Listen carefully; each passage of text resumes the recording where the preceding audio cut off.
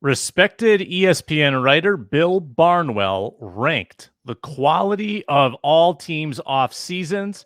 Where did you have the Vikings? Right in the middle, 17th. The 17th best off season. Not the best, not the worst, smack dab in the middle. Ron, is that too high, too low, or just right? I'm going to say it's just right off-season wise, because off-season means nothing, to be honest. Let's be honest. Everybody's a Super Bowl champion in the offseason. Everybody talks about their big moves. Look at the Rams. The Rams got better during the season. They added Von Miller. They added guys during the season. Eric Weddle decided to join. I don't know exactly when, but I know I saw the story of how they called Eric Weddle up and said they need help. He's like, would you want me to come coach? They're like, no, we need you to come play safety. But if you look at teams like that, it's not over yet. If J.C. Treader is still out there, who knows when he might be added. If he would join the Vikings, if he realizes, like, look, this is my best chance to probably make the playoffs, win a Super Bowl with this offense, and I'm not actually doing a ton. I have a running back like Dalvin Cook. Why not? But if you look at the reason why, so you look at the draft, they ranked NFL teams as well. Who got better after the draft? The Vikings were ranked 23rd. Post free agency ranking was 21. Yours now is 17. So they're on the uptick at least. They're starting to go up because people are starting to hear about this offense. But here's the thing I want to look at. Players who benefited the most from the NFL draft on the Vikings, fullback CJ Ham. They say if you think about it, the Vikings didn't draft a tight end until the 7th round. And Nick Muse, despite the relative lack of depth behind the starters, Irv Smith Jr., who missed most of 2021, there was a lack. Why the lack of urgency? Well, it turns out Coach Kevin O'Connell plans to use the versatile Ham in 2-back sets, and he can motion in the spots where the tight end would traditionally be used because why? You're just blocking from there. The Vikings, among the few teams that will incorporate a fullback into their scheme. That's from Kevin Seifert, Vikings beat writer for ESPN. And so you look at that. We're going to get Kevin Seifert on the show now that I think about that because we need to talk about this. And now when you think about that with CJ Ham and the Vikings, I think 17 is right where it's at. They were at 21, went down to 23. Now they're back to 17 because people are starting to talk about it. People are starting to ask these insiders, hey, what's the Vikings look like? I'll be at practice next week, and so I'm looking forward to that as well. And I'm shooting a show with the Vikings, and I'm going to stay for practice. And I just want to see, like, what does the team look like? Is the energy different? Is the music different? What are the snacks? Are the snacks different? Like, so for the offseason, I don't think it matters. Yeah, I mean, I feel like personnel-wise, they lost guys, and then they kind of replaced them one for one. You lose Everson, you bring in Za'Darius, that might be an upgrade. You lose Anthony Barr, you bring in Jordan Hicks, that might kind of break even, maybe a slight downgrade. But it's they really did find replacements for all the guys they lost, and they replaced the coach. And that's the biggest change. So it's whether you view that as a positive or a negative is kind of where I think you would fall on this particular issue. Right. NBA draft coming up fast. CBS Sports mock draft has the Wolves taking Jaden Hardy. You might be scratching your head thinking, I didn't hear about Jaden Hardy last year in college basketball. Well, he didn't play it. He advanced immediately to the NBA G League. That's an option now for guys who want to kind of get on the NBA path a little sooner, make some money. And how do you feel, Ron, about drafting a player that's never played college basketball? Well, the NBA G League, in my opinion, is a little bit better, depending on the competition. Now, some of these teams aren't good overall, but you're getting NBA-style workouts. You're being treated like an adult and a pro. He's also from Detroit, so 6'4" kid, Detroit, Michigan born. He just has that it factor. Like, there's a thing though. We in high school we know he was good. He played for Vegas Elite AAU, so we know all that. We know all that about Jaden Hardy. But when you think about that, again, hard-nosed, blue-collar kid, can combo guard, primarily shooting guard, but can play. Because in today's NBA, you don't need a John Stockton anymore. You don't need a guy like that. You look at Devin Booker, yeah, Chris Paul, but Chris Paul wasn't Chris Paul. Like, Chris Paul wasn't doing the things he used to do.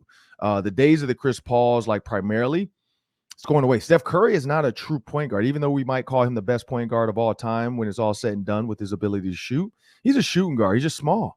But a 6'4" kid like that, like Hardy, a combo guard that can bring the ball up the court. Him and Anthony Edwards can take turns bringing it up. You put two explosive guards on the court. You move on from D'Lo. Maybe he's the answer. Who knows? But when you think about that, I think the G League, college basketball isn't what it used to be. You know, a lot of these college teams are just loading up for 1 year and then they're moving on. So you're not getting, again, you're not getting the congruity, the team togetherness. You're not getting the plays. You're not getting the teaching of Coach K for 4 years, like Grant Hill, Christian Laettner, and all these guys that went to Duke for at least 2 or 3 years. You're not getting the Jalen Roses and Chris Webbers who had to stay in school for at least 2 to 3 years. You're getting guys that are going for 1 year and then they're out, like a Ben Simmons. Yeah, great player, but he doesn't have it. You know, you're not, you know, he's being forced to come in early and play. So now a kid got to go to the G League. They got to scout and watch him play. They got to see him. And so now the Timberwolves can make an honest decision. Say, hey, look, we've seen this guy around pro talent, around pro style guys that are two-way players that sit on our benches, our 8th man, our 9th man, our 10th man. And how did Jaden do against them? Well, now you know. Now you have the true answer of how he can do against pros. Again, putting 2 guards on the floor, a 6'4" and a 6'5" guard. Unless they say, I mean, I know they said Anthony Edwards grew a little bit. So, but a 6'4", 6'5", 6'6" guard, 2 guys together out there with karl-anthony Towns. Hey, I don't see anything wrong with it. Why not? You know, people question the Anthony Edwards draft, and look where he's at. So, hey, if that's who they think will fall to the Wolves because of the whole, like, they may not, you know, offer D'Lo money to come back, and they think they can get that out of this kid, knowing that Anthony Edwards is the guy in karl-anthony Towns, I'm with it. Yeah, and it's important too in the G League. You get to see how they react to that longer 3-point line. College still has that short 3. The game is just different. It's more based around the centers and the paint. The NBA is not. The NBA is a perimeter game now. So you get to see how he reacts to that long 3-point line, space on the floor, moving the ball, kind of that modern style of play. Last one. The Golden State Warriors are 18-0, Ron. This is an amazing stat. Under Steve Kerr in Western Conference playoff series. They've never lost. They've never lost in a Western Conference playoff series. They've gotten to the finals every time they've reached the playoffs under Steve Kerr.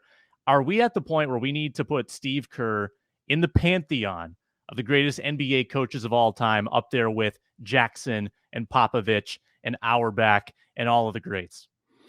Yeah, I think so. I mean, you think about Popovich, you think about Phil Jackson, you think about Pat Riley, you think about Daly, Chuck Daly with the Pistons. Like you said, Auerbach with Boston. He's up there. Like, he's right up there. Like, that's the thing. Like, you can't deny the fact that he goes and he wins. Now, yes, he's had some great rosters, but he takes so many wins. Like, you've had other Boston, LA Bulls rosters with Hall of Famers on those teams.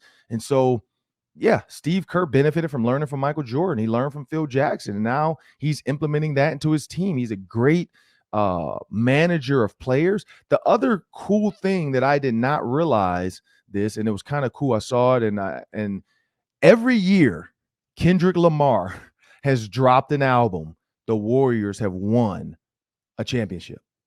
And so they just did that. Like, Kendrick Lamar just dropped an album. Mm-hmm. Warriors are going to win. Like, I don't know if it's Kendrick's album comes out, they play it in the locker room, and all of a sudden their game is boosted. Don't know what it is, but every single year, from Damn all the way down to now, to the Morales, Mr. Morale, like, Warriors are there. Them and Kendrick Lamar are like this, you know. And so that's where I see it happening. That's where I see this Warriors team. I got to give shout outs to Kendrick Lamar, because clearly him and Steve Kerr are hand in hand. But yeah, no, you got to put Steve Kerr up there. You have to. Like, yeah, you can say Kevin Durant came in and helped them out. Yeah, you could say this team came in and helped them out. But the Western, to make it every single time, even though they didn't win every time, because we know LeBron and Kyrie snuck one from them. But to make it, and that's even crazier, they made it. Kendrick Lamar didn't drop an album that year, so LeBron ended up winning. Like, that's what's crazy if you think about that. Like, they should have won that. They were up 3-1. And Kendrick Lamar was like, I'm not going to drop an album this year.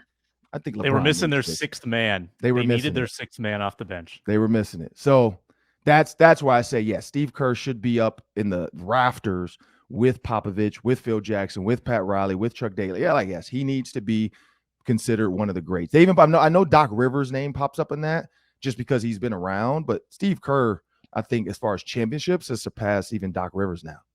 Yeah, I mean, I think with all the rings he has as a coach and a player with the Bulls, he's got to be filling up all 10 digits at this point. I'm just curious to see how long he coaches because he strikes me as the kind of coach that once he's bored with it or once he's tired of traveling and being away from his family, I think he's just going to hang it up. I mean, he's the kind of, I think he's going to have a short run, kind of John Madden like, where he wins and then he sails off into the sunset and broadcasts and makes a lot of money. Yeah, maybe. And I know he's getting sick of like the social justice stuff that's been going on.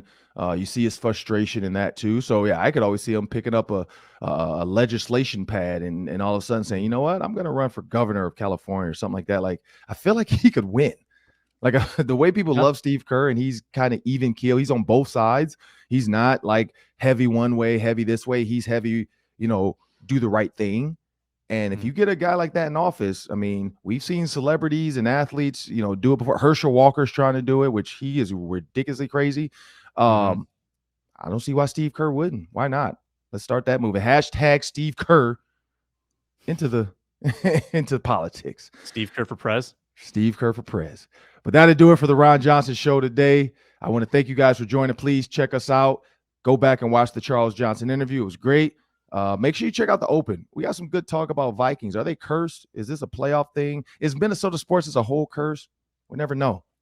But please make sure you subscribe and download on YouTube. And also take us wherever you are on any podcast platform and you can listen.